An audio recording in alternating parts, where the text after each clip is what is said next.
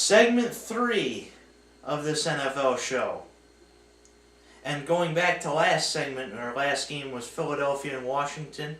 I should say, the NFC East. East? I thought you said West. It's least, Patrick. Because Cole and I both know. The NFC East is bad. Oh my God! This is the NFC West a couple years ago. This is a bad division, and it's up. We got teams that are 3-6, and they still have only 2 games back from taking the division lead here. And I don't know. It's gonna be a race to the end. I feel like for all the teams in it. Just think if the Bucks were in the NFC East. They have a chance. They have a chance. Yeah. So yes, if you're an NFC East fan, you're having a bad time. And as Zoidberg says, "Hey, NFC East, your teams are bad, and you should feel bad." It's the truth. Anyway, Jacksonville against Arizona. Well, Arizona again looking strong at home as they take down looked like a very good team last week in the Houston Texans. As that defense is a very good defense coming this year, and they have made great plays. And then you have an offense, they have Carson Palmer, who has been playing pretty good this year, I believe. And you got Larry Fitzgerald, who's just an outstanding wide receiver for that team. And Jacksonville, hey, you got your first win. Yeah, and there was much rejoicing. Yay! You don't believe how surprised I was on that win, though. I'm not gonna lie, I was kind of shocked. I looked at the score and I was like, I was shocked that that's they broken. I was shocked that they were up 7-0 to start the game, let alone that they got the win. That is true. And congratulations to them, though. We won't have a 0-16 team with a joint alliance. Yeah.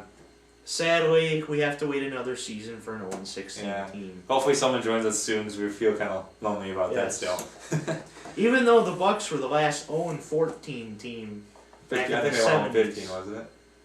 Or somewhere around there. Back in the 70s, they were the last winless team before the Lions. Yeah. But anyway. After the game here, I think Jacksonville goes back to where they were in this game because they had one good game, and I feel like Arizona's defense is going to be way too strong for this Jacksonville team. And I have Arizona going into Jacksonville, beating them 27-10. You know, I think Gus Bradley and the team listened to me when they were the game against San Francisco before their bye week. I said, if I were Gus Bradley, I would go to London on Monday and I would say, you know what, let's have some fun. And you know what, I think they did that because I had seen some pictures on their Twitter from London like 3 or 4 days before the game. They got whooped against San Francisco, but that really didn't matter. They identified themselves, put them on the map, enjoyed the bye week, and you know what? They won a game. Good for them. I think they're going to come into this game with confidence, but I still think Arizona is going to win this game 28-20. You will see better play from Jacksonville, but then again, Arizona is just a better team. Oh, yeah. And so are at least 27 of the 32 teams of the NFL. Some of them on a bad week, Jacksonville could beat just like Tennessee. You never know. But congratulations to the Jags. Sadly, we will have to wait another season for an 0-16 team. Exactly. Pop the lids open.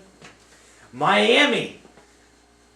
And all the mess that they have against Arnold Schwarzenegger's Chargers. Go Chargers, go! And San Diego last week almost had a great comeback against Denver as they were down 28-7 and I believe lost at 28-20. Yeah. But San Diego, good job coming back in that game, and that has to give you a little bit of confidence that you almost got close to beating the Denver Broncos. And I don't see the San Diego team bad. Their record says 4-5, but again, they're one of those up and down teams every year, it seems like. And Philip Rivers is a great quarterback for this team, and I believe he will do something. One of these years, he will have an outbreak season, and he will, I believe, get this team to the playoffs and far in the playoffs. Then Miami, well, you guys are just going through so much right now, and really it's bad for you guys, and I knew the struggle was going to hurt you guys last week, and it did as you guys gave Tampa Bay their first win of the season, and right now, I just don't see anything positive for you guys. It's just you guys are going through so much, and it's hard to go through when you have the press all over you guys every day. You can't focus on the game. That is why, even though it is in Miami, I have San Diego winning this one 24-10. The thing we learned from from yesterday's Miami Tampa game is that Regis Philbin is a heck of a lot better than Joe Philbin, that's for sure. But besides that, yes, Miami has a lot of trouble going on, and I thought they would still beat Tampa. Surprisingly, Tampa won, and props to Cole on that one. Go ahead and pop the lid right there, because Tampa's got their first win. Ooh, I broke it. Woo! Woohoo! You know, their offensive line is a big problem, especially without Incognito and Martin. The only good stuff they have is Ryan Tannehill and John Gruden, not Tannehill. Okay? None of this Tannehill business. Tannehill. And Brian Hartline. And Miller at points. Lamar Miller does some good games. But San Diego, I believe, still wins this game 21-17. Like Cole said, San Diego is not a bad team. Even though is this a 4 o'clock or is this a 1 o'clock? This is a 4 o'clock. It is a 4 o'clock. No, so it's 1 o'clock. I think it's a 4. I'm pretty sure. It's a 4. So going out east will not matter, I guess. But still, 1 or 4, I think San Diego wins this game, 21-17. The Giants against Green Bay. Well, the G-Men got another win here. And good for them, as they are now at 3-6, and like we said earlier, still in the division chase. Somehow, some way they are. And finally, this Giants team, I feel like, is playing up to what they need to. Mm-hmm. And then you got Green Bay, who they are in some deep trouble. Who is their starting quarterback now? I believe Matt Flynn just flew into Green Bay this week, and he's working out for the team. Okay. So what about Scott Tolzien? Who? Yeah. Scott Tolzien. I never heard the guy my entire life. As Jaws said, who? I believe they said he's going to start this week, Tolzien. Who? But they did fly Flynn in to practice the team, and he might possibly start this week. If not, he will be starting next week, they said. And we have a guy we would have never heard of in our entire life playing for the Packers. I don't know what school he even went to. Do you know that even? No. Okay. We're on the same page here. And just because of that, they're going to New York, and that crowd's going to be pretty loud, I believe, in this one. Yes. And New York's going to run away with this one, I feel like, and they're going to get a 28-10 win over the Packers. You know, the Giants are coming on like a freight train. They are getting better. And I remember when they were 0-4, I think, was it Justin Tucker? Somebody said, I still think we can go 12-4, which sounded really funny at the time, and you can say it is funny because they're not going to go 12-4, obviously. But I have a feeling they're still going to have a decent record, the Giants. Yes, Zach Brewer and Leah Richard, I said that. They're still going to have a decent record, the Giants. But anyway, what was that? Like we said, the NFC East? West is still up for grabs. And the Giants win this game 24-17 as Green Bay, we still don't know who's starting next week. Let me get straight for the Giants fans. It's not that I hate you guys. It's just you beat New England twice in the Super Bowl and you just made me mad, alright? That's it. 18-1. Yeah, you know how depressing that is? Oh, God. I was really on the floor like crying after that game. It was horrible. Mm-hmm. You probably want to punch David Tyree in the face right now. I want to kill him anyway. If I was around him, they would have been walking out of the stadium. Mm-hmm. They'd be in carts. Anyway, before Cole gets too mad here, Seattle against Minnesota. Well, how about the Vikings beating Washington? I was quite amazed on that one last week, as they got their second win of the year now.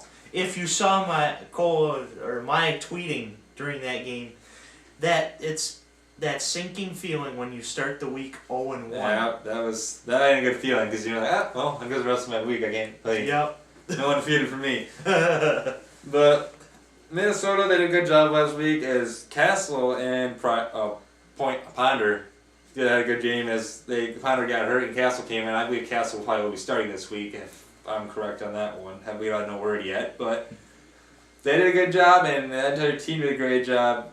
And now they're going against a tough Seattle team though that at home they are a great force to be reckoned with, and they got a huge win over Atlanta this week and finally showed that hey, we're not as bad as we looked anymore. We're getting back to where we were as they are 8-1 on the season and the best team in the NFC right now. Yeah. And I believe Minnesota is better what they say that the record shows again. But Seattle is just too good of a team, and you have the 12th man. You can't go into the Seattle and beat them there, I believe, and they're going to win this one 31-17. You know, what did I say last week about the quarterback situation in Minnesota? You and Raz said, Ponder should be starting. Look who's starting next week. Castle. Ponder's hurt. That's the only reason why. Who's responsible? Well, who's got 1.5 victories for Minnesota? Matt Castle. Of course, I'll give half a win to Christian Ponder because without him, who knows what could have happened.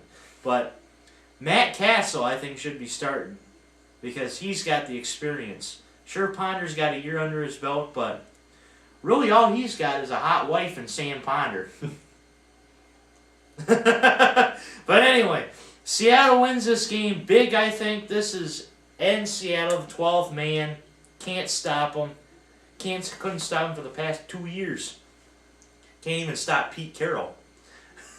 Put him in. They win this one 31-7. That's the only single point or single number points prediction I have this week. Minnesota with 7. Sorry, Vikings. Segment 4, and our last segment is next.